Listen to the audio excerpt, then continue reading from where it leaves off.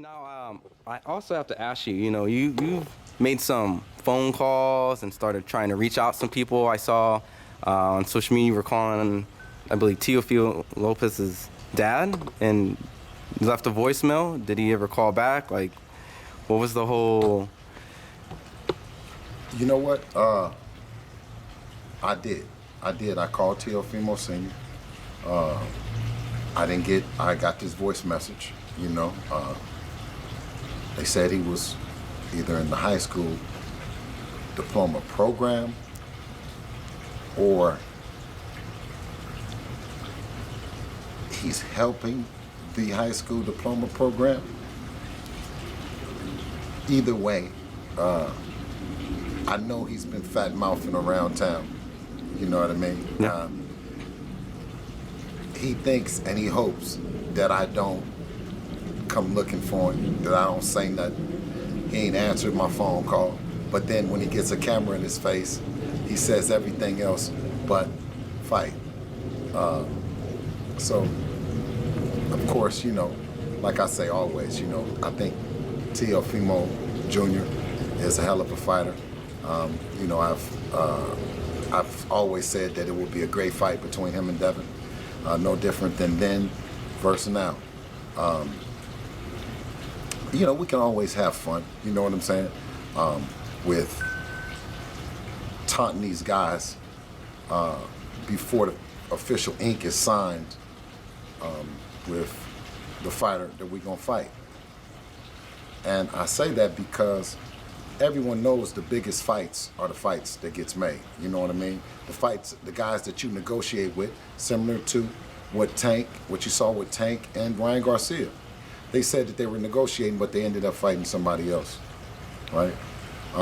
These guys don't even negotiate with us, so we know it's hard to make the fights happen with them.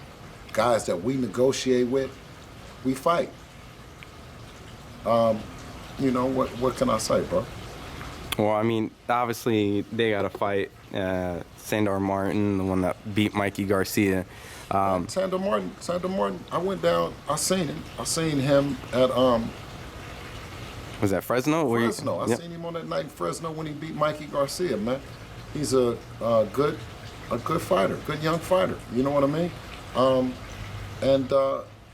It makes for a good fight between him and Teofimo Lopez. You know what I'm saying?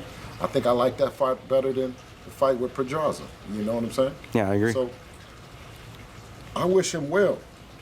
Teofimo Sr., I wish them well. I always wanted them to get back to the confidence that they had before. I just didn't know he was going to get confident and start talking that bullshit again.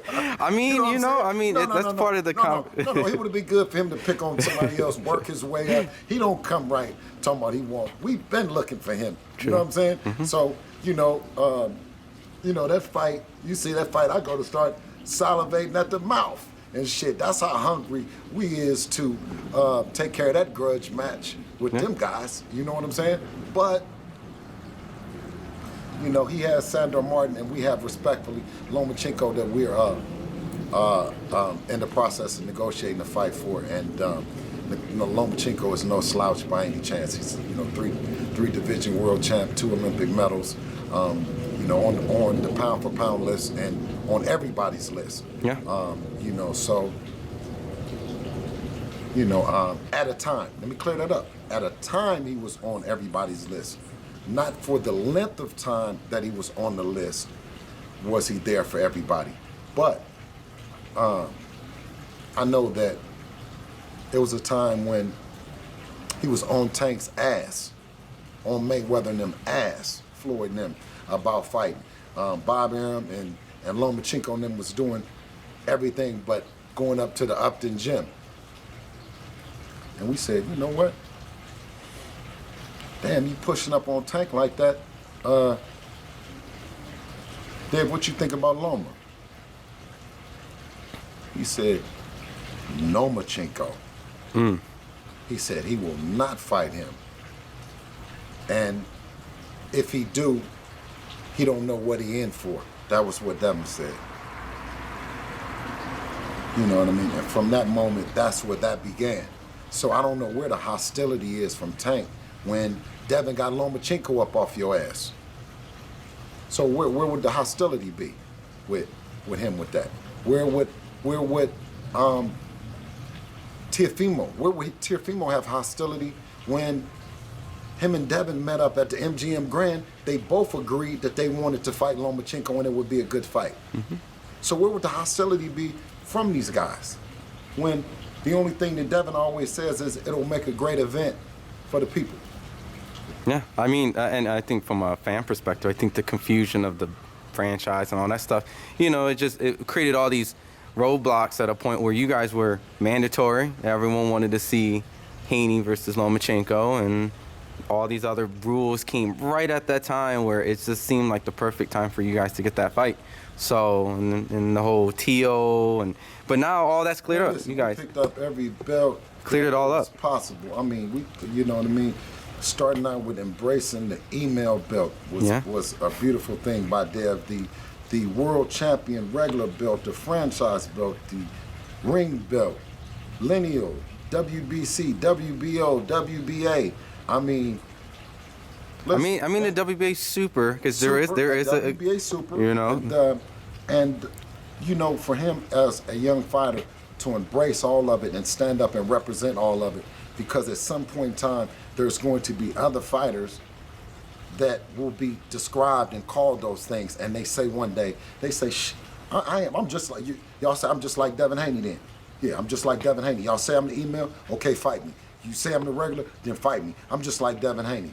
You know what I mean? So as being part of the team is just proud to have. I'm so proud to have, you know, to be associated with somebody that just goes so hard. You know what I mean? About you know, something that they believe in.